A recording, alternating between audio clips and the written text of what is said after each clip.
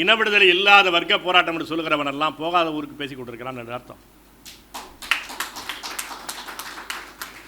எனவே வள பாதுகாப்பும் இன பாதுகாப்பும் இணைந்தது, வள சுரண்டலும் இன அழிப்பும் இணைந்தது. அதை செய்கிற போது எல்லா நேரத்திலும் துப்பாக்கி முனையில் செய்துவிட முடியாது. ஏதோ ஒரு சில நேரங்களில் செய்யலாம், எல்லா நேரத்திலும் துப்பாக்கி முனையில் செய்துவிட முடியாது. கருத்தியல் ஆதிக்கம் என்பதுதான் நிரந்தரமாக அந்த வளர்ச்சிவாதத்திற்கு நம்மை அழைத்து செல்லும். அப்படி வருகிற போது என்ன செய்வான்? முதலில் அவன் செய்வது, உன்னுடைய மொழியில் ஒன்றும் கிடையாது, உன்னுடைய இனத்திற்கு எதுவும் தெரியாது, உன்னுடைய மரபு ஒன்றும் கிடையாது, எல்லாம் 10ஆம் பசிலித்தனமான அறிவியலுக்கு ஒவ்வாதது என்று பல முறை சொல்லி 9 முறை சொல்லுகிற போது எதிர்க்கிறவன் 10ஆவது முறை சொல்லுகிற போது ஆமாம் நமக்கு அறிவு இல்லை, நம்முடைய மொழியில் ஒன்றும் இல்லை எனவன் ஏற்றுக்கொண்டால் முடிந்தது.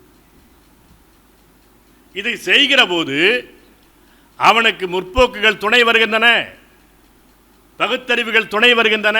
உன்னுடைய மொழியில் ஒன்றும் கிடையாது, காட்டு மிராண்டி மொழி முடிஞ்சு போச்சு, உன்னுடைய வேளாண்மைக்கு ஒன்றுமே கிடையாது. எம்.எஸ். சாமிநாதனுக்கு எப்போது இடம் கிடைக்கிறது?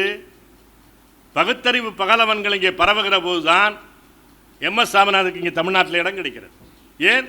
உன்னுடைய விவசாயம் ஒன்றும் கிடையாதுன்னு முடிச்சிட்டான். வளர்ந்து வரக்கூடிய மக்கள் தொகைக்கு இதெல்லாம் பொருந்தாது. என்ன செய்திருக்கிறான்? இப்போ 1979 வரையிலும் ஒட்டுமொத்த இந்தியா எண்ணெய் வித்துகள் ஏற்றுமதி செய்து கொண்டிருந்த நாடு. இங்கே இருந்த அனைத்து தேவைகளையும் உள்நாட்டிலேயே தான் பூர்த்தி செய்து கொண்டிருந்தோம்.